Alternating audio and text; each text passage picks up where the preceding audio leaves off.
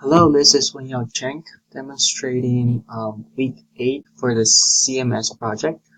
So as you can see, all my documents are here, and when I click edit, I can edit the document, and let's just try it and test it. So it shows up here, and we can add some description as well, and everything shows up here.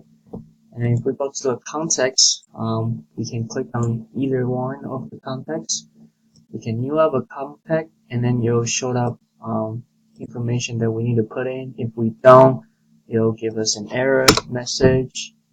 If we don't match the type, the email format, it'll give us an error as well. If we do it right, and we can save and add a new contact here. And we can also edit a contact. And we can also drag in the group context for someone. And if we drag itself or repeated context, it will give us this error message.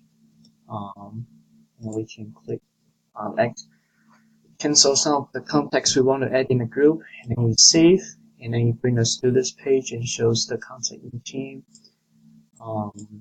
And yeah, that's my assignment, and thank you for watching.